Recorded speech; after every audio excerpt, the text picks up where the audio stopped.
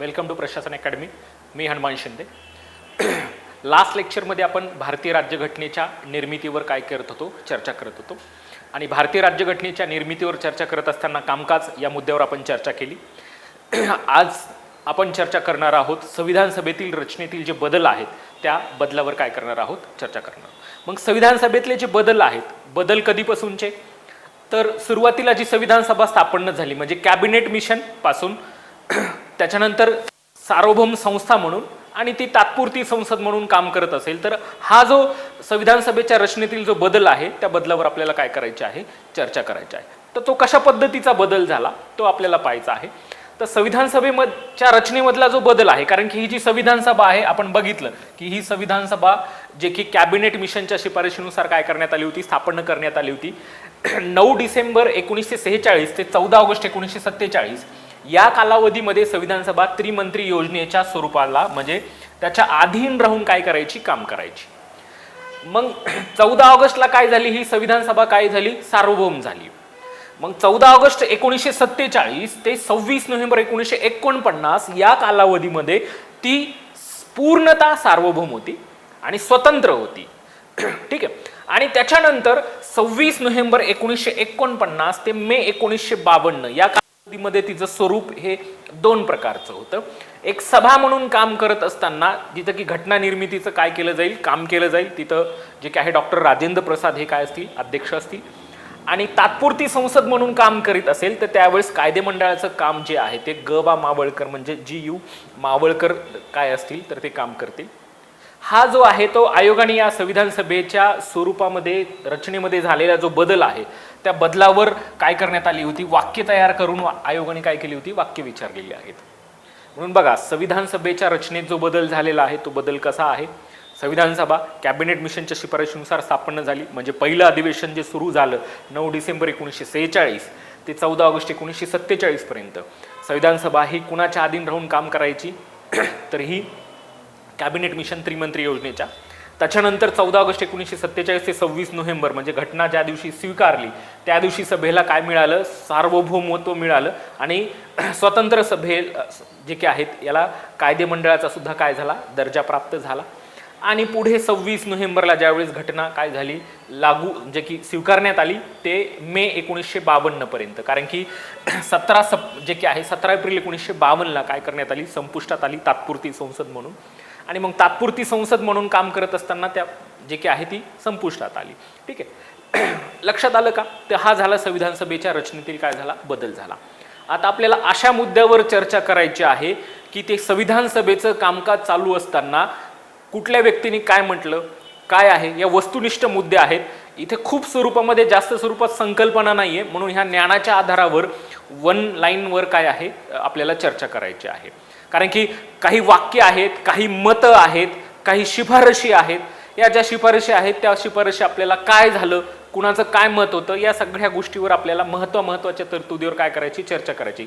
कारण की ॲक्च्युली आपण सगळ्या गोष्टीवर तर चर्चा करू शकत नाही, कारण की 2 वर्ष 11 महिने 18 दिवसाच्या कालावधीमध्ये खूप स्वरूपामध्ये चर्चा झालेली आहे. परंतु आपल्याला ज्या महत्त्वाची जी वस्तुनिष्ठ मुद्दे आहेत त्या वस्तुनिष्ठ मुद्द्यावरच काय करायचे आहे, चर्चा करायची आहे. म्हणजे या मुद्द्याचा दुसऱ्या खालच्या मुद्द्याशी काही नसणार आहे, संबंध नसणार आहे, संकल्पना नसणार आहे.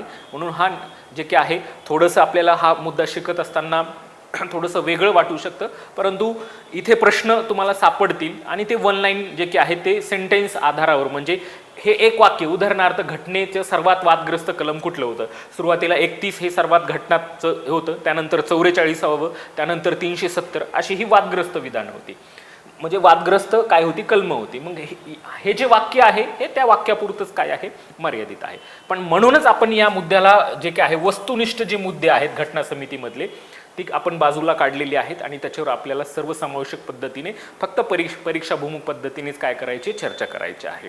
बरोबर. पहिला मुद्दा एक मला तुम्हाला सांगायचा आहे ते की घटनेचा कच्चा मसुदा जो सर्वप्रथम कुणी केला, BN राव यांनी काय केला, तयार केला. आणि त्यांनी 74 देशांचा अभ्यास करून काय केला की हा कच्चा मसुदा तयार केला होता. याच्या अगोदर आपण चर्चाही केली की हा जो कच्चा मसुदा होता या कच्चा मसुद्यामध्ये 243 आर्टिकल काय केली होती, तयार केली होती. आणि त्याचा पुढे संविधान सभेने काय केली, जे की आहे मसुदा समितीमार्फत 315 कलमांपर्यंत काय झालं, त्याचा विस्तार झाला. असा एक पहिला मुद्दा जो आहे तो म्हणजे जे की आहे BN राव यांनी घटना समितीचा काय केला, कच्चा मसुदा तयार केला. मार्गदर्शक असं त्याच्या व्यतिरिक्त जाऊन कच्चा मसुदा आहे. पुन्हा आणखीन एखादं वाक्य येऊ शकतं की सरनाम्याचा कच्चा मसुदा कुणी तयार केला, BN राव यांनी केला. मार्गदर्शक तत्व आहेत त्यांचा कच्चा मसुदा जे की आहे की BN राव. ठीक आहे. बघा, दुसरा जो वस्तुनिष्ठ जो मुद्दा आहे तो म्हणजे काय आहे की घटनेतलं सर्वात वादग्रस्त कलम जे होतं ते कुठलं होतं, कलम 31 होतं, जो संपत्तीचा हक्क होता. आणि हा संपत्तीचा जो हक्क होता तो काय करण्यात आला, जे की रद्द करण्यात आला 44व्या घटना दुरुस्तीने. आणि तो कायदेशीर हक्क आहे असं 300A मध्ये काय करण्यात आलं, ऍड करण्यात आलं. म्हणून सर्वात जास्त वादग्रस्त कलम होतं 31. त्याच्यानंतर वादग्रस्त कलम होती जी की 370 असेल. ठीक आहे. 44 समान नागरी कायद्याच्या बाबतीतलं जे की अलीकडे चर्चेत आहे. ठीक आहे. त्यानंतरचा जो वस्तुनिष्ठ मुद्दा आहे तो म्हणजे बॅरिस्टर मोहम्मद अली जिना यांनी हे हिंदू मुस्लिमचे ऐक्य आहे असं त्यांच्याबद्दलचं विधान कुणी काढलं होतं. ज्यावेळेस चर्चा चालू होती जे की सरोजिनी नायडू म्हटले होते की हिंदू मुस्लिमचं काय आहे, हिंदू मुस्लिमचं ऐक्य होतं. कोण, बॅरिस्टर जिना, असं त्यांच्याबद्दल कुणाचं मत होतं, तर सरोजिनी नायडू यांचं काय होतं, मत होतं. ठीक आहे. पुढचा जो मुद्दा जर विचार केलाचा की भारताला हिंदू राष्ट्र घोषित केले जावं असं संविधान सभेमध्ये मागणी कोणी केली होती, भारताला काय हिंदू राष्ट्र म्हणून काय करण्यात यावं, घोषित करण्यात यावं अशी मागणी संविधान सभेमध्ये सेठ गोविंद दास यांनी केली होती का, तर गोविंद दास यांनी केली होती. आणि महिलांना घटनेमध्ये सभेत प्रतिनिधित्व असावं अशी मागणी जी की आहे कुठल्या महिलेने केली होती, तर रेणुका रॉय यांनी केली होती का, तर रेणुका रॉय यांनी केली होती. बघा, हे जी पहिल्या महत्वाची जी वस्तुनिष्ठ मुद्दे आहेत त्यातला पहिला मुद्दा काय होता की कच्चा मसुदा कुणी तयार केला होता, कच्चा मसुदा BN राव यांनी तयार केला होता. घटनेचं सर्वात वादग्रस्त कलम कुठलं होतं, तर कलम 31 होतं. बॅरिस्टर जिना हे काय आहेत, हिंदू मुस्लिमचे ऐक्य आहे असं कोण म्हटलं होतं, तर सरोजिनी नायडू म्हटले होते. आणि भारताला हिंदू राष्ट्र घोषित करावं अशी मागणी संविधान जे की सभेमध्ये कुणी केली होती, सेठ गोविंदास यांनी. आणि महिलांना घटना सभेमध्ये काय असावं, प्रतिनिधित्व असावं असं याची मागणी कुठल्या महिलेने केली होती, तर रेणुका रॉय यांनी केली होती का, तर रेणुका रॉय यांनी केली होती. ठीक आहे. आता संविधान सभेची चर्चा होत असताना याच्यामध्ये आपण काही संस्थानं बघितली, संस्थान आणि त्याच्यानंतर प्रांत बघितले. तर सर्वात मोठं जे संस्थान होतं ते कुठलं संस्थान होतं, म्हैसूर हे संस्थान होतं लोकसंख्येनुसार. परंतु सर्वात जास्त जे सदस्य आले होते जे की संयुक्त प्रांतातून, किती, 255 सदस्य आले होते. आपण बघितलं की 299 जी सदस्य होती त्यापैकी 229 हे प्रांतातून आली होती आणि 70 हे काय होती, संस्थानिकातून आली होती. त्यापैकी 55 जे आहेत ते कशातून आली होती, तर संयुक्त प्रांतातून आली होती का, तर संयुक्त प्रांतातून आली होती. पुढचा जो वस्तुनिष्ठ जो मुद्दा आहे तो म्हणजे रत्नाप्पा कुंभार हे काय होते की घटना सभेच्या शेवटची जी बैठक होती त्या दिवशी त्यांना सदस्यत्व मिळालं होतं. म्हणजे शेवटची बैठक 24 जानेवारी 1950 यावेळेस या जे की आहे सदस्य म्हणून रत्नाप्पा कुंभार यांना शेवटच्या बैठकीमध्ये काय मिळालं होतं, सदस्यत्व मिळालं होतं का, तर सदस्यत्व मिळालं होतं. औंध जे की आहे संस्थान होतं त्याचं प्रतिनिधित्व कुणाकडे होतं, तर बाळासाहेब पंथ यांचं होतं. म्हणजे जोड्या लावांमध्ये तुम्हाला येऊ शकतं की कोण कुठल्या संस्थानातून किंवा कोण कुठल्या प्रांतातून काय होतं, सदस्यत्व होतं. ठीक आहे. पुढचा मला तुम्हाला वस्तुनिष्ठ मुद्दा जो सांगायचा आहे तो म्हणजे 1935चा जो कायदा आहे, या 1935च्या कायद्याला आपल्या घटनेत सर्वात प्रभावित करणारं दस्तवेज म्हणून काय केलं जातं, मानलं जातं. आयोगाने हे सुद्धा सेंटेन्स काय केलं होतं, विचारलं होतं का, तर एक आहे सर्वात प्रभावी दस्तवेज कुठला मानला गेला, तो 1935चा कायदा. तर 1935चा कायदा. ठीक आहे. आणि मुख्य आहे की पुढचं विधान मला तुम्हाला सांगायचं आहे की हे दोन डोळे असे आहेत की ज्याद्वारे ते सर्व जनतेकडे लक्ष ठेवणार आहेत आणि संविधान निर्मितीकडेही लक्ष ठेवणार आहेत, असं उद्गार कुणी, पंडित नेहरूंनी कुणाबद्दल काढले होते, डॉक्टर राजेंद्र प्रसाद यांच्याबद्दल काढले होते. पंडित नेहरूंनी कुणाबद्दल, डॉक्टर राजेंद्र प्रसाद बद्दल सांगितलं होतं की ते ज्यावेळेस घटना समितीचे काय झाले, अध्यक्ष झाले, त्यावेळेसचं हे विधान होतं. ठीक आहे. आणि त्याच्यानंतरचा जो मुद्दा मला तुम्हाला स्पष्ट करायचा आहे तो म्हणजे स्वतंत्र भारताच्या घटना सभेची पहिली बैठक कधी झाली, तर 14 ऑगस्ट 1947ला झाली. पहिली बैठक जे की संविधान सभेची 9 डिसेंबर 1947ला झाली. स्वतंत्र भारताच्या घटना सभेची पहिली बैठक 14 ऑगस्ट 1947ला झाली आणि शेवटची बैठक 24 जानेवारी 1950ला झाली. ठीक आहे. पहिले लोकसभा सभापती जे आहेत ते ग. मावळकर यांना आपण ओळखतो, ठीक आहे. आणि पहिले जे उपसभापती होते तेच काय झाले होते, दुसरे लोकसभेचे काय झाले होते, सभापती झाले होते, जे की अनंत संयम अय्यलगार होते का, तर अय्यलगार होते, ठीक आहे. पुढचा एका मुद्द्यावर चर्चा करायची ती म्हणजे 11 अधिवेशनं झाली, एकूण 166 दिवसापैकी 165 काय झाली, बैठका झाल्या आणि 114 दिवस हे मसुदावर काय झाले, मसुदा समितीने काय केली, चर्चा केली. आणि हा मुद्दा सुद्धा मी ऑलरेडी तुम्हाला काय केलेला आहे, एक्सप्लेन केलेला आहे, ठीक आहे. आणि आपल्या घटनेचं काय झालं की खूप सविस्तर स्वरूपामध्ये आपल्या घटनेमध्ये काय झाली होती, चर्चा झाली होती, खूप वेळ लागला, खर्चिक होती, ठीक आहे. प्रचंड मेहनत सुद्धा घ्यावी लागली होती का, तर मसुदा समितीच्या जे काय आहे झालेल्या प्रक्रियेदरम्यान एकूण किती, तर 7135 दुरुस्त्या सुचवल्या होत्या. त्यामध्ये कितीवर चर्चा झाली, तर एक आहे 2473 याच्या दुरुस्त्यावर काय झाली, चर्चा झाली. आणि सर्वात जास्त दुरुस्त्या के.टी. शहा आणि कामंत यांनी काय केल्या होत्या, जे की सुचवल्या होत्या, ठीक आहे. म्हणून हा एक मुद्दा आपल्याला माहीत असणं गरजेचं आहे की आपल्या निर्मितीमध्ये घटनासभेमध्ये प्रचंड मेहनत घेण्यात आली. हे कशावरून आपल्याला लक्षात येतं की ही प्रक्रिया चालू असताना किती दुरुस्त्या सुचवल्या होत्या, तर 7135 दुरुस्त्या सुचवल्या होत्या. त्यातल्या 2473 वर चर्चा झाली, सर्वाधिक जास्त के.टी. शहा आणि कामंत यांनी केली, ठीक आहे.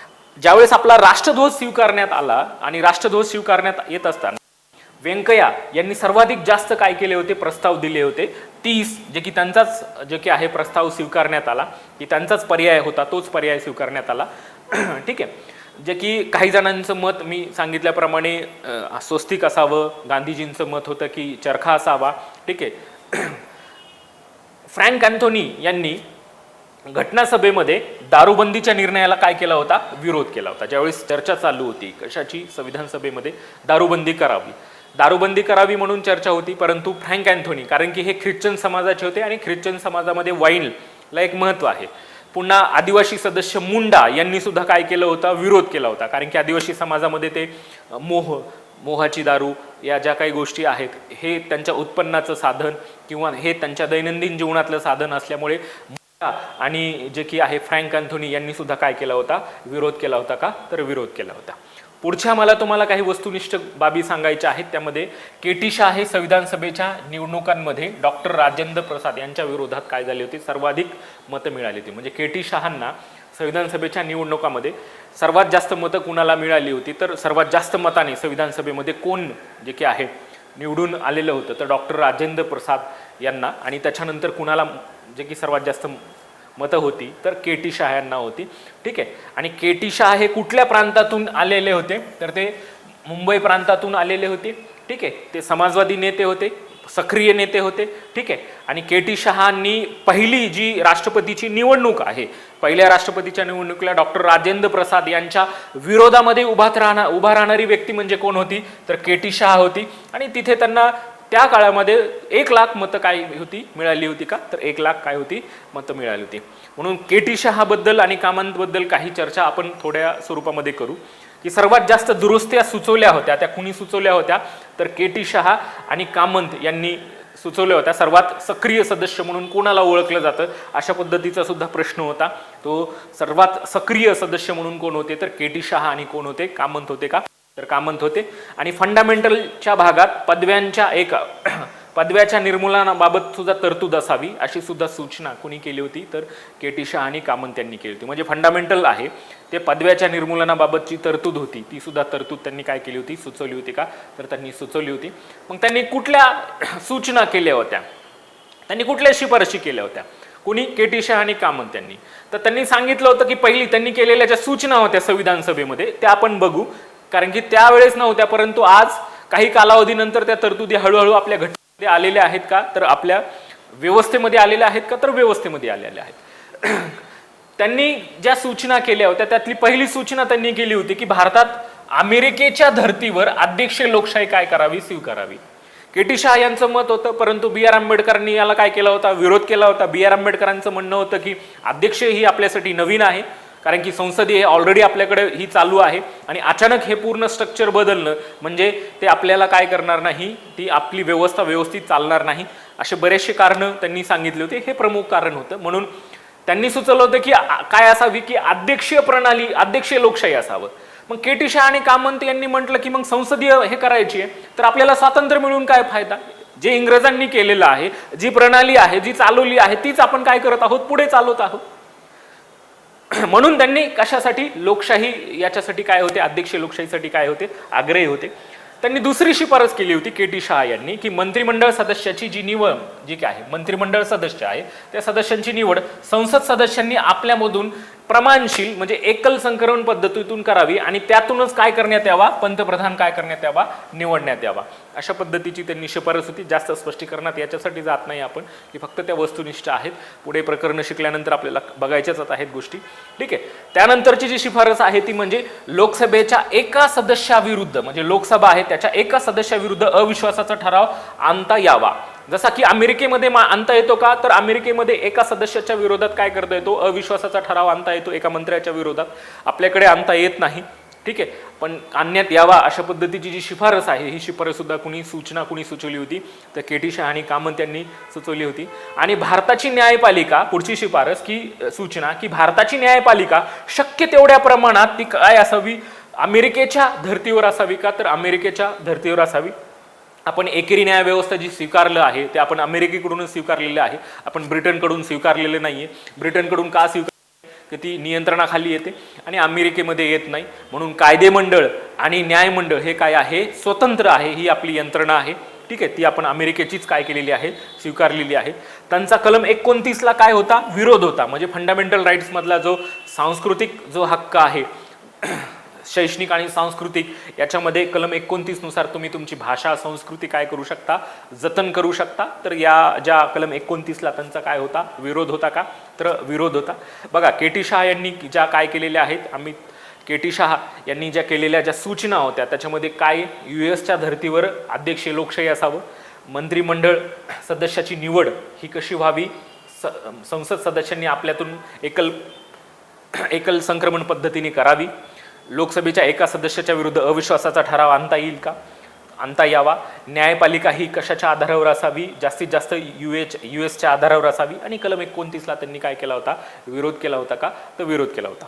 पुढची जी शिफारस सूचना त्यांनी केली होती की घटनेच्या पहिल्या कलमात काय असावं, धर्मनिरपेक्ष, समाजवादी हे व संघराज्य हे शब्द टाकले जावेत असा प्रस्ताव होता, परंतु ती काय करण्यात आली नाही. त्याच्यानंतर नागरिकांना काय करावीत, नागरिकांची कर्तव्य सुद्धा मांडावी, परंतु मूळ घटनेमध्ये आपल्या कर्तव्य नव्हती. पुढे आपण काय केली, घटना दुरुस्ती केली, 42वी घटना दुरुस्ती 1976ला. आणि त्याच्यामध्ये आपण काय करण्यात आलं, 4A हा काय केला, भाग जोडला आपण आणि तिथं कर्तव्य काय करण्यात आली, ऍड करण्यात आली. जे की मी म्हटलं त्याप्रमाणे सुरुवातीला नव्हतं, पण काही काही गोष्टी काय करण्यात आल्या, त्यांच्या ऍड करण्यात आल्या. म्हणून नागरिकांच्या कर्तव्य सुद्धा काय समाविष्ट करण्यात यावी अशा पद्धतीची सुद्धा होती. पंतप्रधानाला मंत्रिमंडळाचा प्रमुख ठरवला जाऊ नये अशा पद्धतीची सुद्धा शिफारस काय केली होती, त्यांनी केली होती. आणि पुढची शिफारस त्यांनी केली होती की राष्ट्रपती थेट जनतेतून निवडला जावा. त्याच्या या प्रस्तावाला के हनुमंता आणि डॉक्टर B.R. आंबेडकर यांनी काय केला होता, विरोध केला होता का, तर विरोध केला होता. विरोध करण्याच्या पाठीमागचं कारण ऑलरेडी सांगितलं आहे की अध्यक्ष प्रणाली आपल्याला नव्हती पाहिजे. ठीक आहे. त्यानंतर त्यांनी शिफारस केली होती की मंत्री बनण्यासाठी काय असावं, किमान शिक्षण काय असावं, शिक्षण असावं अशी अट टाकली. आणि त्या अटीला महावीर त्यागी यांनी काय केला होता, विरोध केला होता का, तर विरोध केला होता.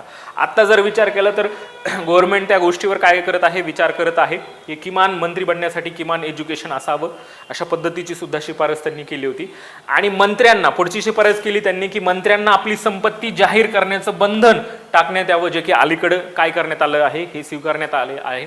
आता आपण बघतो की मंत्र्यांना सुद्धा काय आहे की आपली संपत्ती काय करावी लागते, जाहीर करावी लागते का, तर जाहीर करावी लागते. अशा पद्धतीच्या ज्या शिफारशी किंवा सूचना ज्या आहेत त्या संविधान सभेमध्ये कोणी केल्या होत्या, ठीक आहे, के.टी. शहा आणि कामत यांनी केल्या होत्या. ठीक आहे, सगळ्यात सक्रिय म्हणून त्यांनी काय केलं होतं, सहभाग होते ही सदस्य. मग कामत यांच्या मते राष्ट्रध्वज होता ना, या राष्ट्रध्वजामध्ये मध्यभागी काय असावं, अशोक चक्राऐवजी काय असावं, स्वस्तिक असावं असं त्यांचं मत होतं.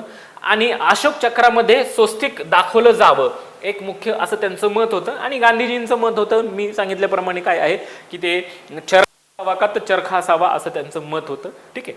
पुढची जी चर्चा किंवा वस्तुनिष्ठ मुद्दा होता संविधान सभेचं कामकाज चालू होत असताना ती म्हणजे महावीर त्यागी यांचं काय मत होतं की यांनी घटनासभा बरखास्त करण्याची काय केली होती, मागणी केली होती. म्हणजे घटना सभा बरखास्त करण्याची मागणी महावीर त्यागी यांनी केली होती. तसेच प्रौढ मताद्वारे सर्व सदस्यांची काय करावी, नियुक्ती करावी असं त्यांनी काय केलं होतं, सुचवलं होतं. म्हणजे प्रौढ मताधिकाराद्वारे सदस्यांची नियुक्ती करावं असं महावीर त्यागी यांचं मत होतं. याच्या अगोदर 1938 मध्ये जे की आहे पंडित नेहरू यांचं सुद्धा मत होतं की संविधान सभा ही कशी असावी, प्रौढ मताद्वारे काय केलेली असावी, निवडलेली असावी का, तर निवडली असावी. आता ॲक्च्युली हे विधान आपल्याला भविष्यामध्ये काय येत आहेत, कामाला येत आहात. थोडंसं हा मुद्दे वेगवेगळे असल्यामुळे शिकत असताना किंवा समजून घेत असताना थोडंसं आपल्याला लिंक लागत नाही, परंतु आपण हा फक्त वस्तुनिष्ठ मुद्दे याच्यासाठीच पाहत आहोत की परीक्षेमध्ये येणारी जी वाक्य आहेत ती ज्या सगळ्या गोष्टी आहेत त्याचा आपल्याला काय करता यावा, प्रश्न सोडवता यावा. याचा पूर्ण सविस्तर स्वरूपामध्ये अभ्यास करण्या इतपत ती काय नाही आहेत की आपल्यासाठी महत्त्वाची नाही आहेत, म्हणून आपण त्याच्यावर काय करत आहोत, फक्त चर्चा करत आहोत. ठीक आहे. B.R. आंबेडकरांनी घटनासभेमध्ये धर्मनिरपेक्षतेला काय केला होता, विरोध केला होता, नंतर त्यांनी स्वीकारला. आता याचा सुद्धा शब्दशः अर्थ नाही घ्यायचा, कारण की धर्मनिरपेक्षता म्हणजे काय, तर आपल्या घटनेमध्ये सांगितल्याप्रमाणे कुठलाही धर्म जे की आहे, सर्व धर्म कसे असतील, समभाव असतील आणि कोणालाही विशेष काय दिली जाणार नाही, जे की आहे ट्रीटमेंट दिली जाणार नाही किंवा हे व्यवस्था केली जाणार नाही, अशा पद्धतीचा आपल्याला पुढे बघता येत आहे की B.R. आंबेडकरांनी घटनासभेत धर्मनिरपेक्षता म्हणजे धर्मनिरपेक्षतांचं मत आहे की सगळे धर्म समान असू शकत नाही का, तर SC समाज असेल तो काय नाहीये, इक्वल नाहीये, म्हणून त्यांनी सुरुवातीला विरोध केला होता. परंतु नंतर त्यांनी स्वीकार केला, कारण की त्यांना काय करण्यात आलं की सवलती प्राप्त करून देण्यात आल्या. या उद्देशानंतर मग त्यांनी काय केला, तो विरोध काय केला, कमी केला. ठीक आहे. त्यानंतर B.R. आंबेडकर पहिल्यांदा घटनासभेत निवडून आल्यानंतर त्यांच्याबाबत अभिनंदनपर भाषण हे कोणी केलं होतं, तर श्यामाप्रसाद मुखर्जी यांनी केलं होतं का, तर श्यामाप्रसाद मुखर्जी यांनी केलं होतं. त्यानंतरचा जो मुद्दा बघायचा आपल्याला तो म्हणजे घटनेत इतर मागासवर्गीयांच्या आरक्षणाची जी तरतूद आहे ती तरतूद असावी. घटनेमध्ये काय, इतर मागासवर्गीयांच्या आरक्षणाची तरतूद असावी अशी मागणी सर्वप्रथम कोणी केली होती, तर पंजाबराव देशमुख यांनी केली होती. असा एक प्रश्न आपल्याला कुठेतरी आलेला आहे. ठीक आहे. आणि त्यानंतर चंद्रिका राम यांनी त्याला आणि लक्ष्मीकांत मिश्रा आणि शर्मा यांनी त्यांना काय केला होता, या गोष्टी काय केला होता, विरोध केला होता. पण आपल्याला इथे एक महत्त्वाचं माहीत असणं आवश्यक आहे की इतर मागासवर्गीय आरक्षणाची जी तरतूद आहे असावी अशी मागणी सर्वप्रथम पंजाबराव देशमुख यांनी केली होती का, तर पंजाबराव देशमुख यांनी केली होती. ठीक आहे. बघा, पुढचा मुद्दा सांगत असताना मला सांगायचं की P.R. ठाकूर यांनी आर्थिक मूलभूत हक्काचा प्रस्ताव काय केला होता, संविधान सभेमध्ये मांडला होता. P.R. ठाकूर यांनी काय आहे, आर्थिक मूलभूत हक्काचा प्रस्ताव कोणी मांडला होता, तर P.R. ठाकूर यांनी मांडला होता का, तर P.R. ठाकूर यांनी मांडला होता. ठीक आहे. आणि सोमनाथ लाहिरी यांनी घटनासभेतील मूलभूत हक्काबद्दल त्यांचं काय मत होतं की मूलभूत हक्क म्हणजे एखाद्या पोलिसाच्या नजरेतील मूलभूत हक्क आहेत, अशा पद्धतीचं विधान होतं. ते कुणाचं होतं, सोमनाथ यांचं होतं. फक्त आपल्याला विधानं विचारतात, काय आहे, का म्हटले ही पाहायची नाहीये. पंडित नेहरू यांच्या मते डॉक्टर राजेंद्र प्रसाद हेच काय आहेत, भारत आहे. म्हणजे पंडित डॉक्टर राजेंद्र प्रसाद हेच काय आहेत, भारत आहे. हे उद्गार हे पंडित नेहरूंनी कुणाबद्दल काढले होते, तर डॉक्टर राजेंद्र प्रसाद यांच्याबद्दल काढली होती का, तर यांच्याबद्दल काढली होती. मी सांगितल्या त्याप्रमाणे सर्वात जास्त ॲक्टिव्ह सदस्य KT शहा होते. KT शहा यांनी 732 दुरुस्त्या सुचवल्या होत्या. ठीक आहे. आणि त्यापैकी 500 वर चर्चा झाली, पण त्यांची स्वीकारली एकच, ती म्हणजे एक मुख्य स्वरूपामध्ये जे की पदव्या देण्याच्या संदर्भातली. ठीक आहे. आरक्षणासाठी कलम 16(4) ॲड करावं अशी मागणी जी की आहे, B.R. आंबेडकर हे काय होते, आग्रही होते का, तर B.R. आंबेडकर काय होते, आरक्षणाबाबत काय होते, आग्रही होते. ठीक आहे. म्हणून मी याच्या अगोदरही बोललो की घटनेतील सर्वात वादग्रस्त जी कलम आहेत ती वादग्रस्त कलम 31, त्याच्यानंतर 44, त्याच्यानंतर 370 आणि 356 बाबत सुद्धा काय आहे, वाद होता. म्हणजे घटनेमध्ये सर्वात जास्त वादग्रस्त मध्ये पहिला जो क्रमांक आहे तो 31, त्याच्यानंतर 44, त्याच्यानंतर 370 आणि त्यानंतर 356च्या बाबतीमध्ये. ठीक आहे. मला पुढचा तुम्हाला एक वस्तुनिष्ठ मुद्दा जो सांगायचा आहे तो म्हणजे काय की केंद्रीय आणि प्रांतिक मंडळांमध्ये दलितांना प्रतिनिधित्व असावं अशी B.R. आंबेडकरांनी मागणी केली आणि त्याला विरोध कोणी केला होता, तर H.C. मुखर्जी यांनी केला होता का, तर H.C. मुखर्जी यांनी काय केला होता, विरोध केला होता. ठीक आहे. त्यानंतर पुढचा वस्तुनिष्ठ मुद्दा D.D. बसू यांचं मत का जाणून घ्यायचं आहे की D.D. बसू यांचा राज्यशास्त्रामध्ये राज्यव्यवस्थेमध्ये अभ्यास आहे की कलम 31 कलमाचं वर्णन त्यांनी घटनेच्या सुरुवातीला जे की आहे 25 वर्षातील सर्वात वादग्रस्त कलम म्हणून कलम 31चा काय केला जातो, उल्लेख केला जातो. आणि कलम 31 या कलमाचं समर्थन जे की आहे कुणी केलं होतं, तर याचं समर्थन राजगोपालचारी व जमीनदार त्यांचे जे प्रतिनिधी होते त्यांनी काय केलं होतं, तर त्यांनी केलं होतं. ठीक आहे. आणि घटना दुरुस्ती, आपल्याकडे घटना दुरुस्तीचं अंतरिम सादरीकरण संसदेत कुणी केलं होतं, तर पंडित नेहरू यांनी केलं होतं. म्हणजे घटना दुरुस्ती आपण बघितलं की घटना दुरुस्तीचं जे की आहे 368 नुसार घटना दुरुस्ती आहे. आणि घटना दुरुस्ती ही आपण कुणाकडून घेतली आहे, तर दक्षिण आफ्रिकेकडून घेतले. आणि घटना दुरुस्ती कशी केली जाते, तर 368च्या अंतर्गत 368च्या बाहेर साध्या बहुमताने. आणि हे साध्या बहुमताने ही झाली 368च्या बाहेर. आणि 368च्या अंतर्गत आहे की विशेष बहुमत, आणि विशेष बहुमत प्लस निम्म्या राज्यांच्या संमतीमुळे. हे जे बिल होतं घटना दुरुस्तीचं बिल, ही घटना दुरुस्ती अशा पद्धतीने केली. हे बिलचं अंतरिम सादरीकरण संसदेमध्ये कुणी केलं होतं, तर पंडित नेहरू यांनी केलं होतं का, तर पंडित नेहरूंनी केलं होतं. ठीक आहे. पुढं जर बघितला तर त्याच संदर्भात कामत यांनी भारतीय घटना म्हणजे ज्यांनी हे विधान जे आहे की भारतीय घटना हे वकिलांचं नंदनवन आहे, असं सुद्धा विधान कुणी केलं होतं, कामत यांनी केलं होतं का, तर कामत यांनी केलं होतं. ठीक आहे. आणि के.टी. शहा यांचं विधान होतं की चोरांना कसला मोबदला द्यावा, जे की ज्यावेळेस काय जे की आहे संसदीय सदस्यांना पगार देण्यात यावा अशा पद्धतीच्या चर्चा चालू होती त्यावेळेस. तर त्यांचं काय होतं, हा सेंटेन्स होतं का, तर अशा पद्धतीचं सेंटेन्स होतं. नंतरचा जो वस्तुनिष्ठ मुद्दा आहे, तर भारत सरकारने आपल्या घटनेचा फेरआढावा घेण्यासाठी अमेरिकन घटनातज्ञ जे की आहेत पॉल यांची काय करण्यात होती, यांच्या अध्यक्षतेखाली काय केली होती, एक समिती स्थापन केली होती का, तर समिती स्थापन केली होती. कोणी, तर एक लक्षात घ्यायचं आहे की भारत सरकारने आपल्या घटनेचा फेरआढावा घेण्यासाठी अमेरिकन काय करण्यात आली होती, एक अमेरिकन घटनातज्ञांची काय केली, त्यांच्या अध्यक्षतेखाली नेमणूक करण्यात आली होती का, तर नेमणूक करण्यात आलेली होती. ठीक आहे.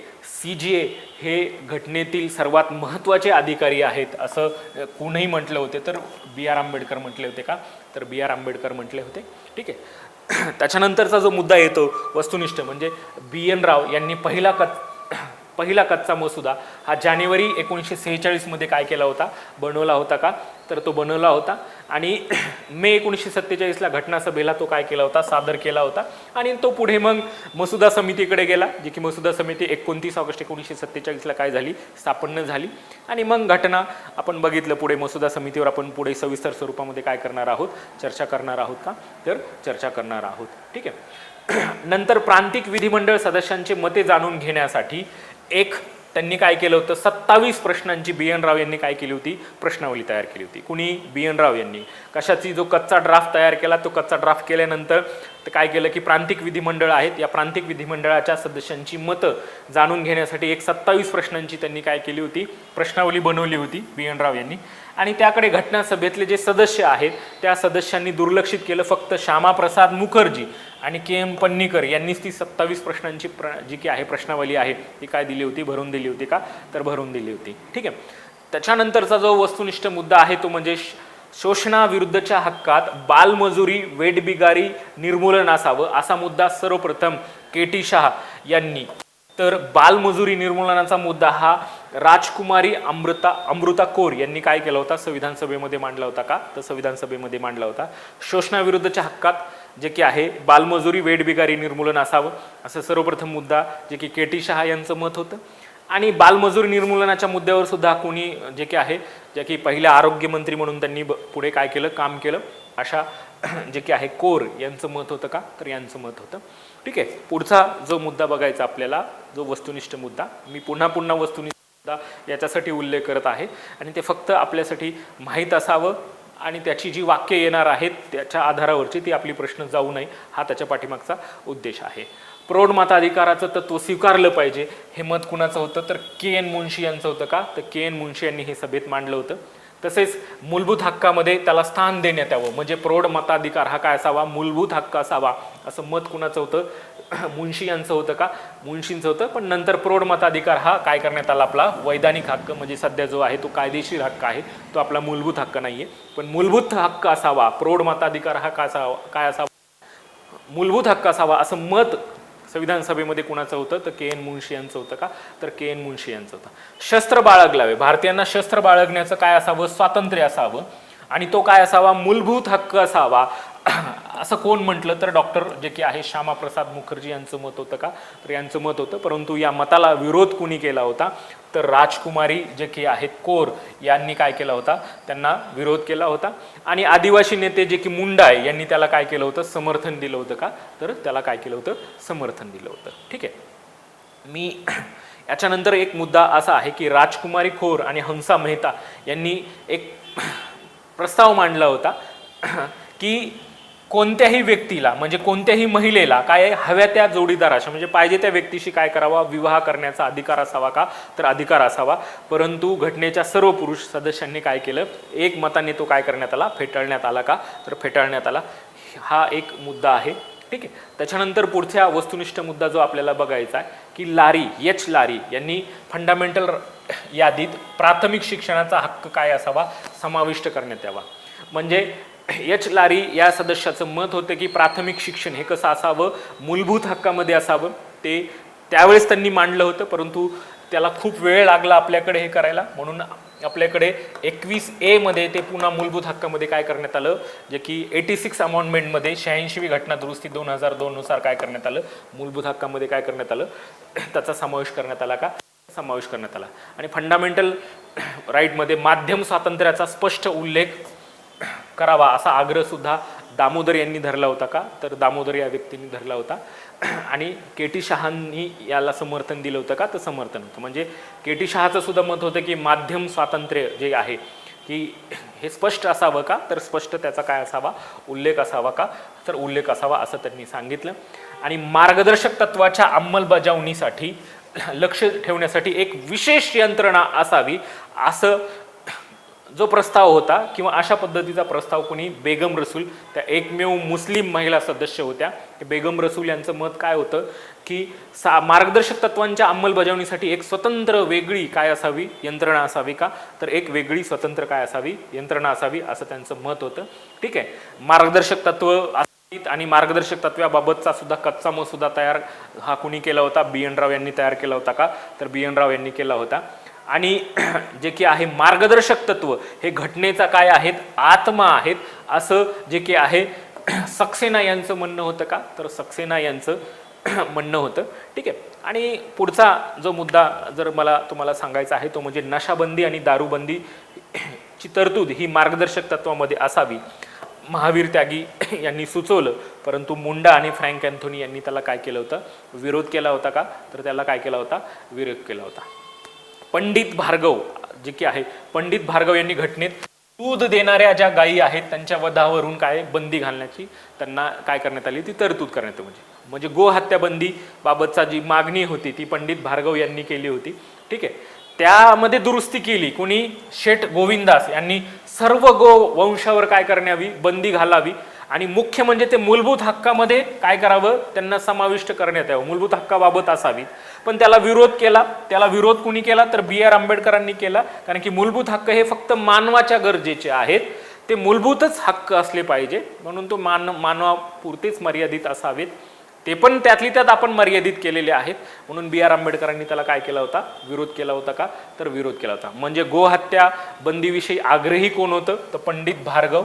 ठीक आहे. आर व्ही धुळेकर आणि डॉक्टर रघुवीर हे देखील होते.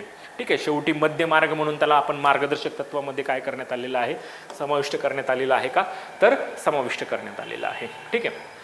पुढचा वस्तुनिष्ठ मुद्द्यावर चर्चा करत असताना घटनेतील सुप्रीम कोर्ट एकंदरीत न्यायपालिकेच्या निर्धारणात म्हणजे आपलं सुप्रीम कोर्टचं स्ट्रक्चर तयार करण्यामध्ये महत्त्वाची भूमिका ही कोणाची होती तर A.K. अय्यलगार यांची होती जे की जम्मू काश्मीरची राज्यघटना तयार करण्यामध्ये सुद्धा त्यांची महत्त्वाची भूमिका होती का तर महत्त्वाची भूमिका होती.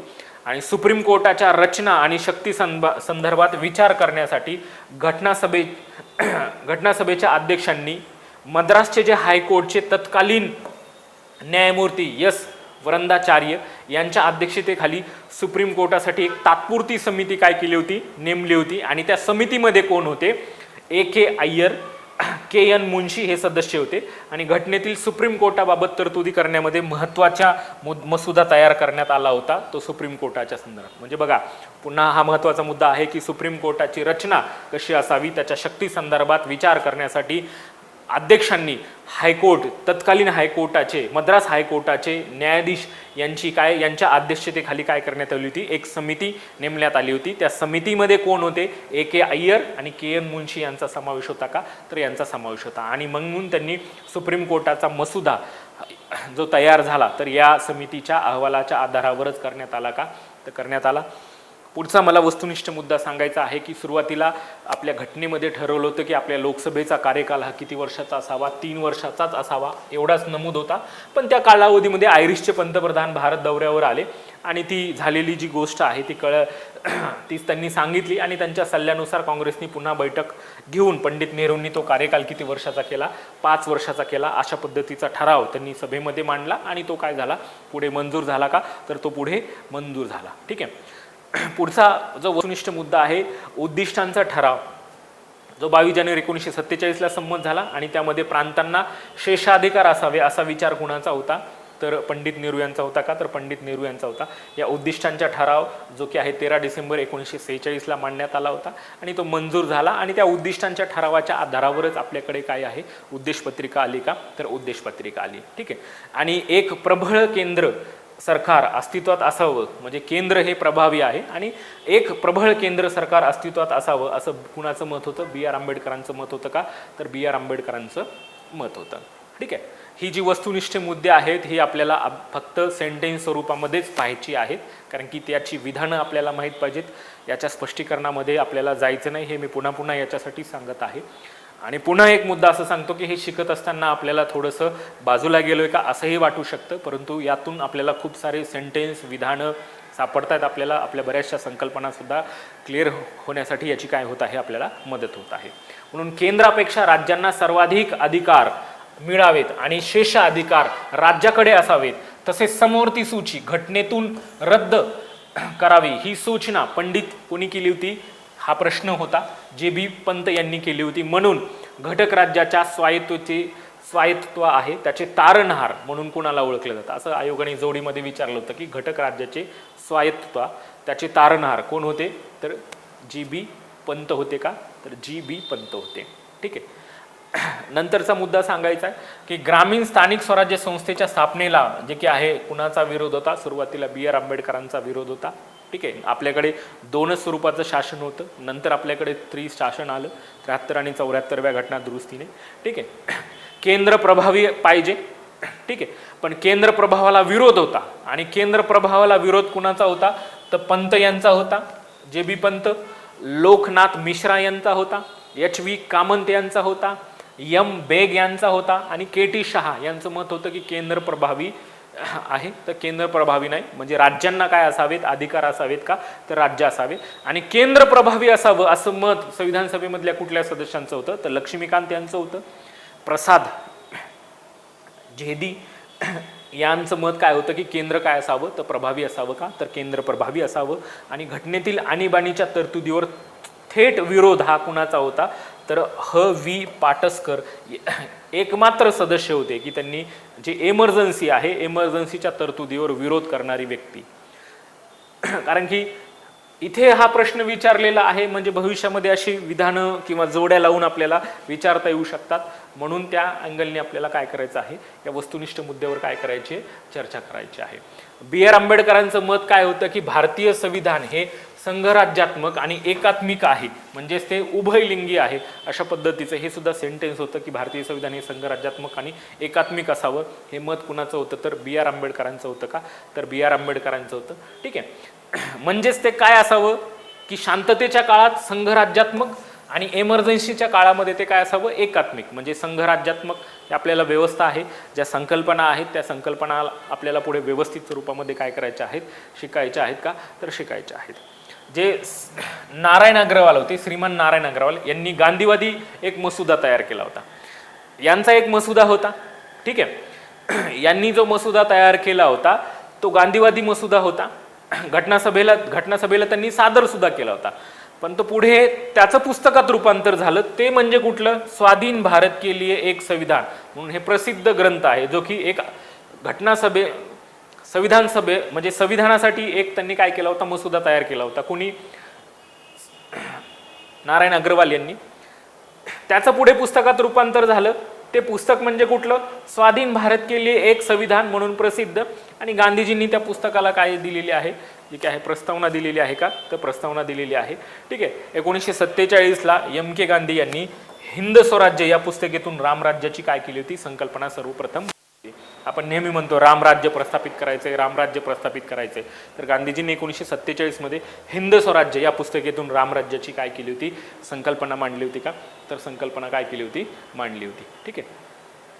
त्यानंतरचा मला मुद्दा तुम्हाला सांगायचा आहे की घटना सभेमध्ये गांधीवादी सदस्य दामोदर सेठ यांनी गांधीवादी प्रस्तावाला काय होते, म्हणजे गांधीवादी प्रस्तावाला ते काय होते, आग्रही होते का, तर ते आग्रही होते. आणि हिंद स्वराज्य सांगितलेल्या सर्वोदयी निवडणुकीचं मतदान पद्धती असावं अशी मागणी अग्रवाल यांची होती का, तर हिंद स्वराज्य सांगितलेल्या सर्वोदयीमध्ये निवडणूक मतदान पद्धतीचा अवलंब असावा का, तर अशा पद्धतीची त्यांनी काय केली होती, मागणी केली होती. आणि संसदीय पद्धतीचं समर्थन कोणाला होतं, हा सुद्धा आहे. आणि अध्यक्ष पद्धतीचं समर्थन कोणी केलं होतं. संसदीय शासन पद्धतीचं जे समर्थन, आपली व्यवस्था कशी आहे, संसदीय शासन व्यवस्था आहे. मग या संसदीय शासन व्यवस्थेचं जे की आहे कोणी समर्थन केलं होतं, B.R. आंबेडकर यांनी केलं होतं, K.N. मुन्शी यांनी समर्थन केलं होतं. ठीक आहे. आणि अध्यक्षेचं K.T. शहा, रामनारायण सिंग, ठीक आहे, आणि सक्सेना यांनी सांगितलं की ते कशाच्या आधारावर असावं, US आधारावर असावी का, तर US आधारावर. अशा पद्धतीने ही पूर्ण काय आहेत, वस्तुनिष्ठ मुद्दे आहेत का, तर वस्तुनिष्ठ मुद्दे आहेत. या वस्तुनिष्ठ मुद्द्यावर काय केलंय की विधानाच्या स्वरूपामध्ये काय केलेले आहेत, प्रश्न विचारले आहेत का, तर प्रश्न विचारलेले आहेत. ठीक आहे. ते आपल्याला फक्त काय आहेत, आपल्याला माहीत असावी या अनुषंगाने आहे, त्याच्यात कुठल्याही स्वरूपाच्या संकल्पना नाही आहे. ठीक आहे. आपण राज्यघटनेच्या निर्मितीवर काय करत आहोत, अभ्यास करत आहोत. आणि हा राज्यनिर्मितीचा अभ्यास करत असताना कुणाची काय काय मतं होती, काय होती, त्याच्यावर आपण काय केली, परीक्षाभिमुख पद्धतीने काय केली, चर्चा केली.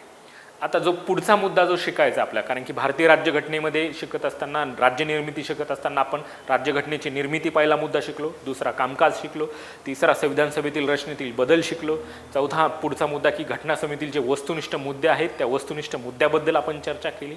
आणि त्याच्यानंतर आपल्याला संविधान सभेमध्ये असलेल्या ज्या समित्या आहेत त्या समित्यावर काय करायचे आहे, चर्चा करायची आहे.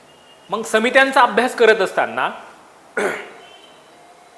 मुख्य समित्या आणि दुय्यम समित्या, प्रमुख स्वरूपामध्ये समित्या असतात.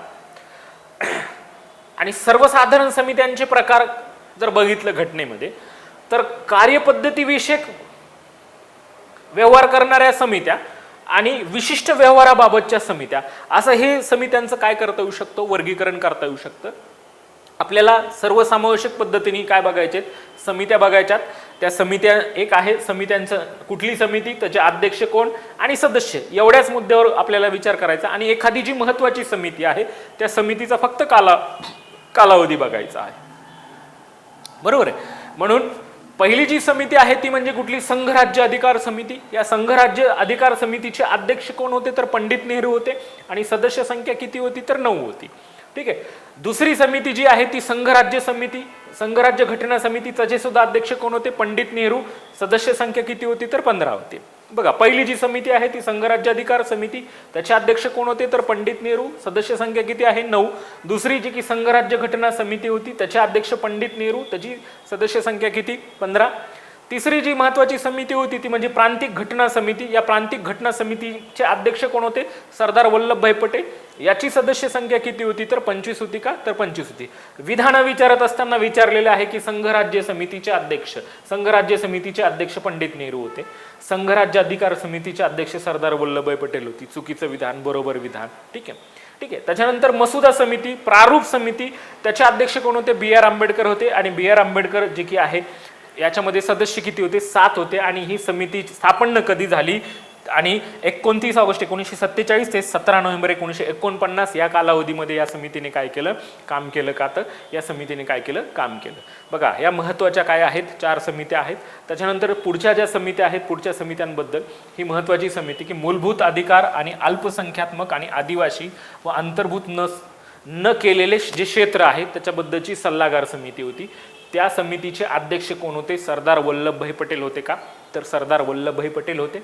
या समितीच्या अंतर्गत काय करण्यात आलेल्या होत्या की 4 उपसमित्या होत्या. त्यामध्ये जर विचार केला तर मूलभूत हक्क उपसमिती होती, त्याचे अध्यक्ष कोण होते? JP कृपलानी होती. ठीक आहे. त्याच्यानंतर अल्पसंख्याक उपसमिती होती, त्याचे अध्यक्ष कोण होते? HC मुखर्जी होते. पूर्वोत्तर सरहद आदिवासी आसाम वगळून क्षेत्राची जी उपसमिती होती त्याचे गोपीनाथ बारडोली होते. आणि अंशतः वगळलेले म्हणजे एक आहे आसाम व्यतिरिक्त जी उपसमिती होती त्याचे अध्यक्ष कोण होते? HV ठाकूर होते. सदस्य संख्या 50 होती, नंतर वाढत ती 69 पर्यंत गेली का? तर ती 69 पर्यंत झाली आणि ही समिती स्थापन झाली होती 24 जानेवारी 1947 ला.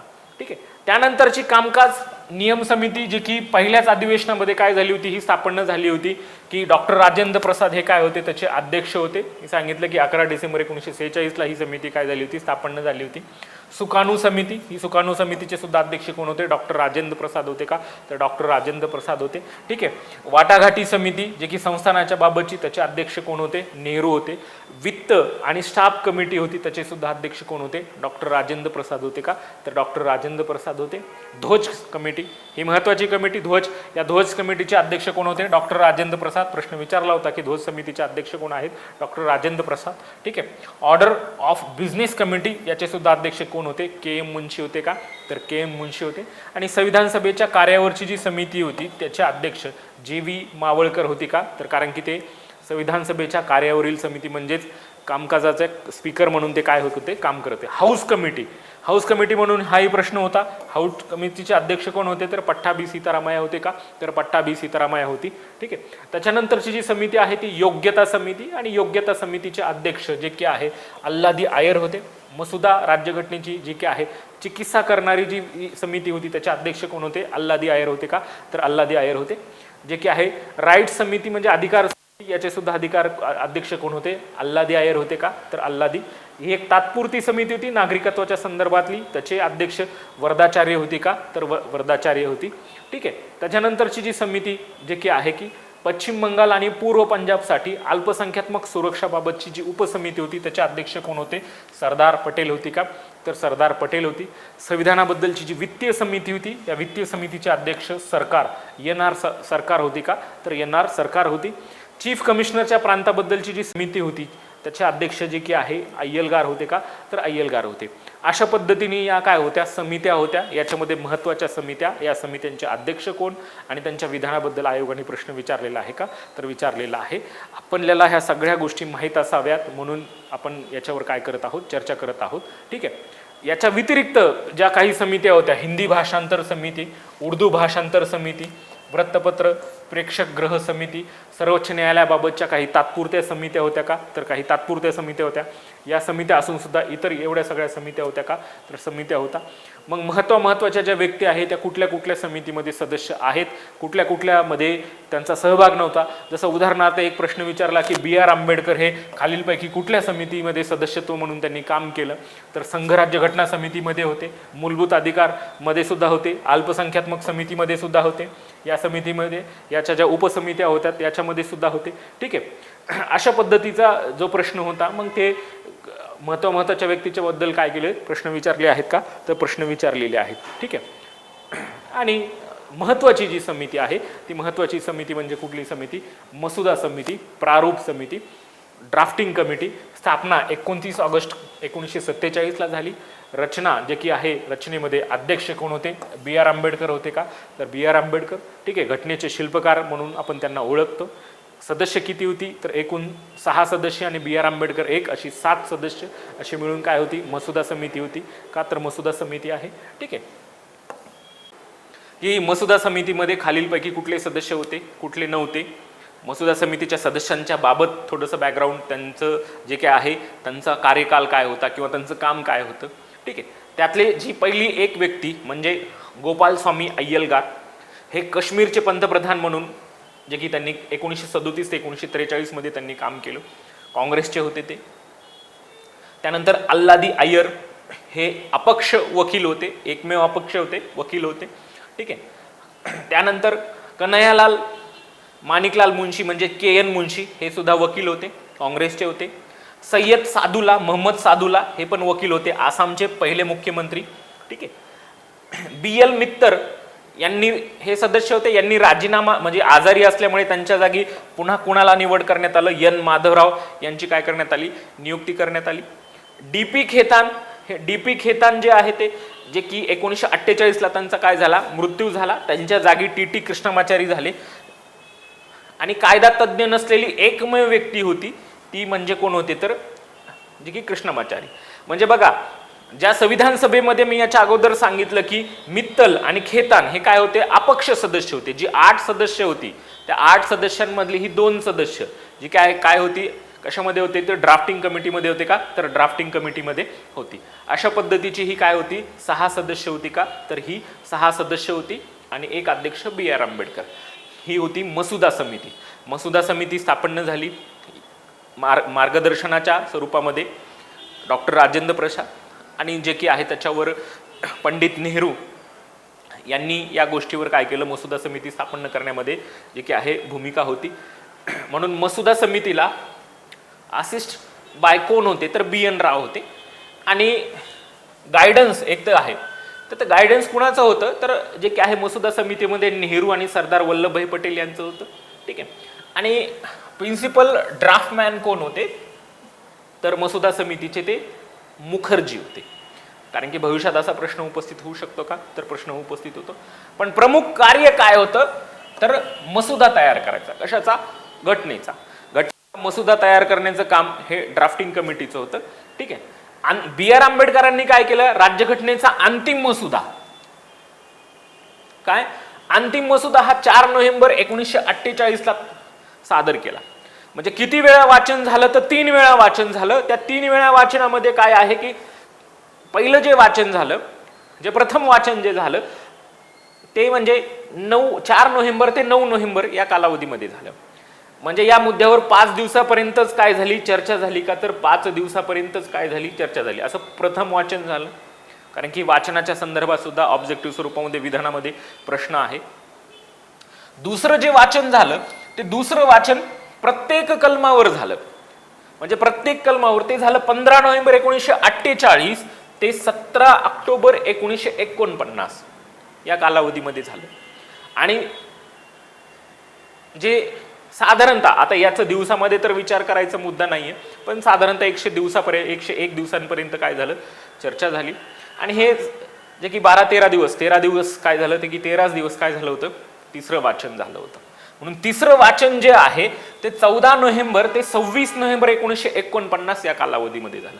म्हणजे बघा काय, BR आंबेडकर यांनी घटनेचे आपण त्यांना काय म्हणतो, शिल्पकार म्हणतो. यांनी राज्यघटनेचा अंतिम मसुदा जे की आहे सादर केला. आणि पहिल्यांदा जे प्रथम वाचन जे झालं ते प्रथम वाचन कधी झालं, 4 नोव्हेंबर 1948 ते 9 नोव्हेंबर 1948 पर्यंत. या प्रथम वाचनामध्ये सर्वसाधारण चर्चा झाली 5 दिवसच. त्याच्यानंतर प्रत्येक कलमावर काय झालं, एक तर प्रत्येक कलमावर जे की आहे त्याचं वाचन झालं, दुसरं वाचन जे की 15 नोव्हेंबर 1948 ते 17 ऑक्टोबर 1949, साधारणतः 101 दिवसापर्यंत. आणि तिसरं जे वाचन झालं ते तिसरं वाचन जे की 14 नोव्हेंबर ते 26 नोव्हेंबर 1949 म्हणजे 13 दिवस. असं 3 काय झाली वाचन झाली. मग मसुदा बनवण्यासाठी एक साधा प्रश्न विचारला होता की किती 6 महिन्यापेक्षा कमी कालावधी लागला का, तर 6 महिन्यापेक्षा काय लागला, कमी कालावधी झाला. किती दिवस चर्चा झाली मसुद्यावर, तर मसुद्यावर जे की आहे 114 दिवसांपर्यंत काय झाली चर्चा झाली का, तर चर्चा झाली. ठीक आहे. अशा पद्धतीचं हे काम कुठल्या कमिटीने केलं, कुठल्या समितीने केलं, तर मसुदा समितीने केलं का, तर मसुदा समितीने केलं. आता एक जी घटना समिती आहे त्या घटना समितीच्या बाबत जर केलं तर काही मूल्यमापन केलं जातं. म्हणजे घटना समितीच्या बाबत मूल्यमापन कशाच्या, घटना समितीच्या बाबत, मसुदा समितीच्या स्वरूपात नाही, घटना समितीच्या. कारण की घटना समितीवर टीका आणि मूल्यमापन जर केलं तर ती सार्वभौम काय नव्हती, सभा नव्हती. म्हणजे सार्वभौम सभा नव्हती म्हणजे काय, सभा नव्हती म्हणजे काय, तिच्यावर नियंत्रण होतं. तिच्यावर काय होतं, नियंत्रण. कारण की सभेचं अस्तित्वच हे कुणाच्या नियंत्रणाने झालं होतं, ब्रिटिश सत्तेच्या. कारण की त्रिमंत्री योजना, कॅबिनेट मिशन. ठीक आहे. म्हणून सभेचं अस्तित्व हे ब्रिटिश सरकारच्या कशामध्ये झालं होतं, प्रस्तावामुळे झालं होतं. त्यामुळे ती सार्वभौम नव्हती. म्हणून त्याच्यावर गांधीजींनी पण टीका केली होती की ही समिती काय नाहीये, ही सार्वभौम संस्था नाहीये. हे विधानाला आपल्याला भविष्यात कामाला येऊ शकतं. आणि प्रातिनिधिक सभा नव्हती, म्हणजे सदस्यांची निवड ही जनतेमार्फत प्रौढ मताधिकाराच्या आधारे प्रत्यक्षपणे झाली नसल्याची टीका होती. म्हणजे प्रतिनिधी होते का डायरेक्ट? नाही. ती शिक्षण आणि संपत्तीच्या पात्रपुरतीच काय होती, मर्यादित होती. म्हणजे इथे टीका काय की 1935च्या कायद्यानुसार काय झालं होतं, 1935ला टीका का की सदस्यांची निवड ही जनतेमार्फत प्रौढ मताधिकाराद्वारे आधारे झाली नव्हती. म्हणजे 1935च्या कायद्यामध्ये काय झालं होतं, ज्या निवडणुका झाल्या होत्या, निवडणुका कशा होतात, एक तर प्रत्यक्ष स्वरूपाच्या आणि अप्रत्यक्ष स्वरूपाच्या. या अप्रत्यक्ष पद्धतीने काय झाल्या होत्या, निवडणुका झाल्या होत्या. आणि 1935च्या कायद्यानुसार काय करण्यात आलं होतं, प्रांतांमध्ये काय करण्यात आलं होतं, प्रांतांना स्वायत्तता देण्यात आली होती. आणि प्रांतांमध्ये द्विग्रही व्यवस्था होती. त्याच्यामध्ये कुठलं, कनिष्ठ सभागृह आणि काय होतं, वरिष्ठ सभागृह होतं. अशा पद्धतीने कनिष्ठ सभागृहामध्ये जी आपली काय करण्यात आली होती, 6 प्रांत होती. त्या 6 प्रांतांमध्ये, या प्रांतांमध्ये जी एकूण प्रांत, त्या प्रांतांमध्ये राहणारी जी लोक होती, त्या प्रांतातल्या लोकांनी कुणाला, जे की सदस्यांना जनतेने काय केलं होतं, निवडून दिलं होतं. ती एक 1500+ काय होती, सदस्य होती 1585 पर्यंत. मग ही 1585 पर्यंत जी सदस्य होती ही जनतेतून निवडून आलेली होती. आणि यांना जे, या जनतेला कुणाला मतदान करण्याचा अधिकार होता, तर ज्यांचं काय होतं, शिक्षण होतं आणि संपत्ती होती, जे टॅक्स भरणारे होते, अशाच व्यक्तींनी काय केलं, या जनतेच्या लोकांनी काय केलं, या लोकांना निवडलं. म्हणून या लोकांनीच कुणाला निवडलं, मग 292 जे सदस्य आहेत त्या 292 सदस्यांना. म्हणून ही या प्रकारची प्रातिनिधिक स्वरूपाची काय नव्हती, सभा नव्हती. का तर प्रत्यक्ष प्रौढ मताधिकाराद्वारे, म्हणजे प्रौढ मताधिकार म्हणजे कसं केलं जातं की त्याच्यानुसार निवड झाली होती का, तर निवड झाली नव्हती. कारण की प्रत्यक्ष स्वरूपामध्ये जी निवडणूक होते त्यावेळेस प्रौढ मताद्वारे होते, ज्याला आत्ता आपण बघितलं की 18 वर्ष पूर्ण झाली असेल त्यालाच मतदान करण्याचा काय होता, अधिकार होता. म्हणजे यात प्रत्यक्ष झाली नव्हती, मग अप्रत्यक्ष झाली होती. आणि ही अप्रत्यक्ष झालेली होती प्रांतातल्या, म्हणजे प्रांतातल्या जनतेने जी सदस्य निवडून दिले होते त्या सदस्यांच्या मार्फत काय करण्यात आलं होतं, संविधान सभेची काय झाली होती, समितीची काय झाली होती, निर्मिती झाली होती. म्हणून ती सभा नाहीये, अशा पद्धतीचे त्याच्यावर काय होते, टीका होते. ठीक आहे, मूल्यमापन करत असताना. आणि अनावश्यक वेळ लागला, खर्च लागला. 64 लाख रुपयापर्यंत काय लागला, खर्च लागला का, तर 64 लाख रुपयापर्यंत खर्च लागला. 2 वर्ष 11 महिने 18 दिवसापर्यंत वेळ लागला. म्हणून खूप खर्चिक आणि अनावश्यक काय लागला, वेळ लागला. अशा पद्धतीची सुद्धा काय होती, टीका होते. सार्वभौम सभा नाहीये, प्रातिनिधिक सभा नव्हती, अनावश्यक खर्च आणि वेळ लागला. पुढची टीका होती त्याच्यावर की वकील आणि राजकारणी यांचंच काय होतं, त्याच्यावर वर्चस्व होतं का, तर त्याच्यावर काय होतं, वर्चस्व होतं. जे की त्यातली जे की आहे भाषा सुद्धा खूप वकिली आणि जे की आहे किचकट स्वरूपाची. पुन्हा त्याच्यावर टीका झाली की हिंदूंचं सुद्धा वर्चस्व होतं आणि हिंदूचं वर्चस्व आहे अशा पद्धतीचं जे की वक्तव्य हे केलं होतं की लॉर्ड सायमन यांनी केलं होतं. ठीक आहे, हिंदूंची सभा म्हणून ओळखलं. काँग्रेसचं वर्चस्व आहे आणि काँग्रेसचं वर्चस्व आहे असं ग्रॅनविल ॲस्टिन यांचं मत होतं की एक पक्षीय देशातली एक पक्षीय संस्था आहे अशा पद्धतीचं मत होतं. ठीक आहे, ॲस्टिनचं यांचं मत होतं. परत ॲस्टिनचं असं कामकाजाविषयक सुद्धा ॲस्टिननी काय केलं होतं, ग्रॅनविल ॲस्टिननी काय मत दिलं होतं की भारतीय घटनाकर्त्यांनी घटना निर्मिती करताना संवैधानिक दृष्टिकोनाऐवजी राजकीय व्यावहारिक दृष्टिकोनाचाच काय केलेला आहे, अवलंब केलेला आहे का, तर अवलंब केलेला आहे. अशा पद्धतीची सुद्धा टीका घटना समितीवर कुणी केली होती, तर ॲस्टिन यांनी केली होती का, तर ॲस्टिन केली होती. ठीक, हे विधानांमध्ये प्रश्न उपस्थित होतात, याच्या विश्लेषणात आपण जायचं नाही, फक्त विधानाच्या स्वरूपामध्ये बघायचं आहे. ठीक आहे, अशा पद्धतीच्या काय आहेत समिती. आणि जे की आहे, ज्या दुसरा मुद्दा जो बघितला तो म्हणजे कुठल्या स्वरूपामध्ये घटना समितीवर होणारी जी टीका आहे त्या टीकाच्या संदर्भात. आणि शेवटचा मुद्दा आपल्याला बघायचा आहे तो म्हणजे आपण कामकाज आणि समितीबाबत आणि पार्श्वभूमीबद्दल सुद्धा ऑलरेडी आपण चर्चा केलेली आहे. परंतु या तिन्ही टॉपिकच्या संदर्भात ज्या महत्त्वाच्या ज्या लक्षवेधी आहेत त्या लक्षवेधीवर आपण काय करू, चर्चा करू. एक काय तर एक सगळ्यात अगोदर की जयप्रकाश नारायण, तेज बहादूर सप्रू यांची प्रकृती अस्वस्थतेमुळे त्यांनी संविधान सभेचं काय केलं नव्हतं, सदस्यत्व स्वीकारलं नव्हतं. म्हणजे संविधान सभेचे सदस्यत्व होते का, जयप्रकाश नारायण हे पण नव्हते, तेज बहादूर सप्रू हे पण नव्हते, महात्मा गांधी सुद्धा नव्हते. महात्मा गांधी हे स्वतः अलिप्त राहिले, कारण की त्यांचं म्हणणं होतं की संविधान सभा ही काय नाहीये, प्रातिनिधिक संस्था नाहीये, म्हणजे प्रतिनिधीद्वारे निवडली गेलेली काय नव्हती, की ही संस्था नव्हती. त्याच्यामुळे सुद्धा त्यांचा काय होता, जे काय आहे त्याच्यामुळे ते अलिप्त राहिले. ठीक आहे. घटना समितीमध्ये न्यायाधीशाचं स्थान हे देवाचं स्थान आहे, हे उद्गार महावीर त्यागी यांनी काढले होते का, तर महावीर त्यागी यांनी काढले होते. मी पुन्हा सांगतो, या लक्षवेधी याच्यासाठीच आहेत की त्या वस्तुनिष्ठ स्वरूपामध्ये आपल्याला एक्झामच्या आहेत.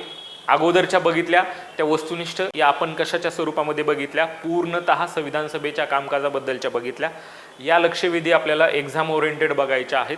ठीक आहे. त्यानंतरचं जे विधान आहे ते म्हणजे संविधान सभेच्या उद्घाटन सत्रामध्ये अध्यक्षांनी कुणाची सदिच्छा संदेश वाचले, म्हणजे कुणाचे आले होते आपल्याला, तर अमेरिका, चीन, प्रजासत्ताक आणि ऑस्ट्रेलिया या देशाची काय करण्यात आली, सदिच्छा संदेशाचं काय करण्यात आलं, वाचन करण्यात आलं.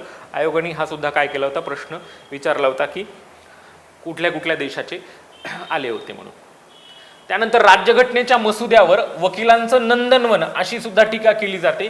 त्याच्या पाठीमागची कारणं काय, तर त्याच्या पाठीमागची कारणं काय, तर ती भाषा केवळ न्यायालयालाच काय होती, म्हणजे काय परिचयाची होती किंवा परिचित होती, आणि केवळ अनुभवी आणि घटनात्मक कायद्यात पारंगत असलेल्या व्यक्तीलाच काय करेल, ती समजेल, म्हणजे ती सर्वसामान्यांना समजणार नाही. अशा पद्धतीचे सुद्धा विधानं विचारून आयोगाने प्रश्न विचारलेले आहेत का, तर प्रश्न विचारले आहे.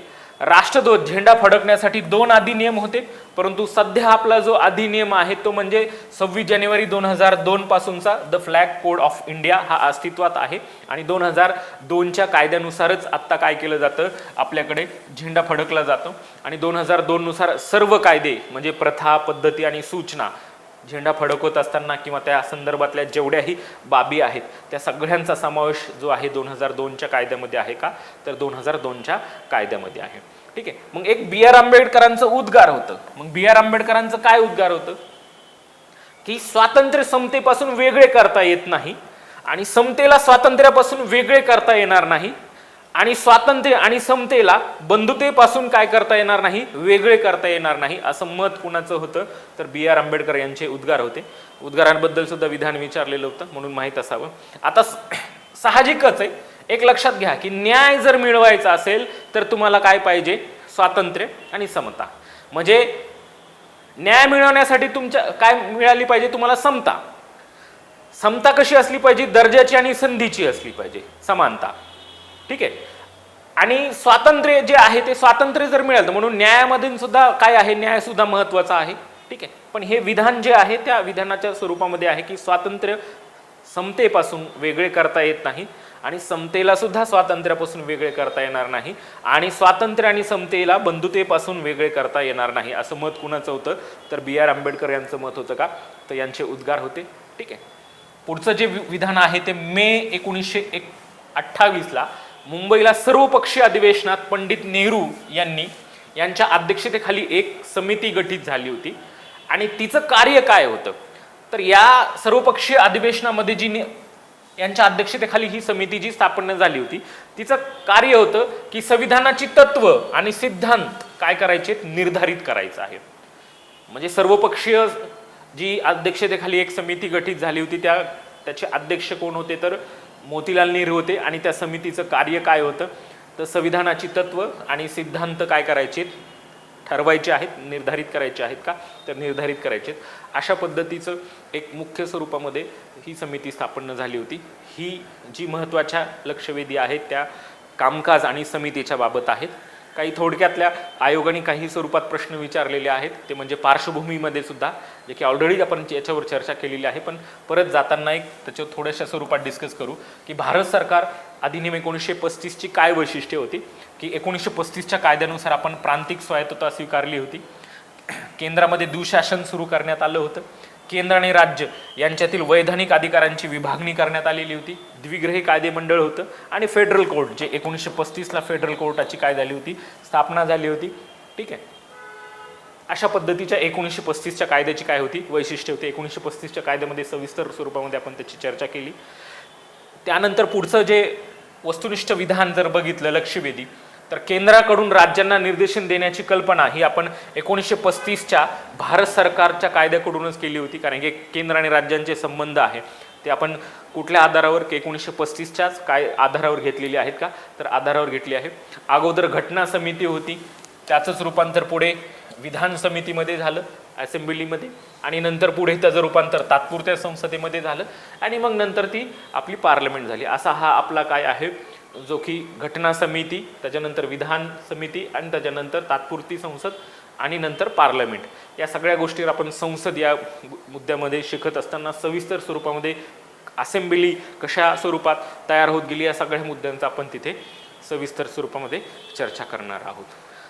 असा एक प्रश्न होता की ज्या दिवशी घटनेवर सह्या होत होत्या त्या दिवशी बाहेर पावसाची काय होती, रिमझिम चालू होती, आणि तो एक काय मानला जात होता, शुभ सकून मानला जात होता. ठीक आहे. अशा पद्धतीचं सुद्धा विधान होतं, म्हणून ती आपण लक्षात घेऊ.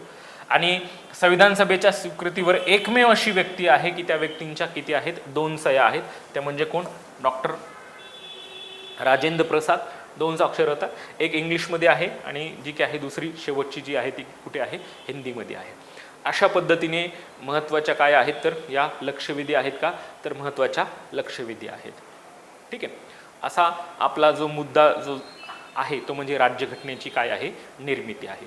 आणि राज्यघटनेच्या निर्मितीचा अभ्यास करत असताना आपण सर्वप्रथम जो मुद्दा शिकलो तो म्हणजे कामकाज. राज्यघटनेच्या कामकाजाबद्दल हा मुद्दा, कारण की राज्यघटनेच्या निर्मितीचा अभ्यास करत असताना आयोग कुठल्या मुद्द्यावर प्रश्न विचारतं, म्हणून आपण स्वतः काय केलं की ते प्रमुख मुद्दे काय केले आहे, ठरवली आहे. आणि ती म्हणजे कुठली आहे, तर पहिला जो मुद्दा जो की राज्यघटनेच्या निर्मितीच्या जे की आहे निर्मिती करत असतानाचा जो क्रम आहे तो. दुसरा जो कामकाज कशा पद्धतीने झालं तो सुद्धा मुद्दा आपण काय बघितला, सविस्तर स्वरूपामध्ये शिकला. संविधान सभेतील जे की आहे रचना आहे त्या रचनेत झालेला जो बदल झाला, अगोदर कॅबिनेट मिशनच्या अंतर्गत काम करायची ते तात्पुरती संसद पर्यंत तो प्रवास. घटना समितीतील वस्तुनिष्ठ जे मुद्दे आहेत त्या वस्तुनिष्ठ मुद्दे इथे थोडंसं आपल्याला मी लेक्चरमध्येही सांगितलं की ही आपल्याला फक्त संकल्पना नसल्यामुळे आपल्याला तिथे स्पष्टीकरणाला वाव नाही आहे, कारण की आपल्याला फक्त वस्तुनिष्ठ स्वरूपामध्ये बघायचं आहे. कारण की खूप व्यापक स्वरूपामध्ये चर्चा करून आपण परीक्षाभूम पद्धतीच्या बाहेर जाऊ, म्हणून मी ते फक्त कॉमन स्वरूपामध्ये डिस्कशन केलं. ठीक आहे. पण तिथे प्रश्न आपल्याला सापडत आहेत, त्याला त्या टॉपिकला आपल्याला सोडून चालणार नाही. ठीक आहे. कारण की एक मार्क काय आहे महत्त्वाचा आहे का, तर एक मार्क काय आहे महत्त्वाचा आहे. ठीक आहे. आणि त्याच्यानंतर संविधान सभेतील काय आहे, ज्या समित्या आहेत त्या संविधान सभेतल्या समित्यांमध्ये आपण बघितलं दुय्यम समित्या, जे की आहे मुख्य समित्या आणि दुय्यम समित्या. या समित्यांची अध्यक्ष, या समित्यांची रचना आणि समितीचं जे काय कार्य होतं त्या स्वरूपामध्ये. त्यात महत्त्वाची समिती आपण ती पण बघितली, ड्राफ्टिंग कमिटी. आणि त्या ड्राफ्टिंग कमिटीमध्ये सुद्धा काय बघितलं की आपण सर्वसमावेशक पद्धतीने कशा पद्धतीने काय झालं त्या. आणि त्याच्यानंतर महत्त्वाच्या ज्या लक्षवेधी आहेत त्या लक्षवेधी जे की सर्व पार्श्वभूमी, कामकाज आणि समितीच्या स्वरूपामधल्या याच्यावर आपण काय केली, चर्चा केली.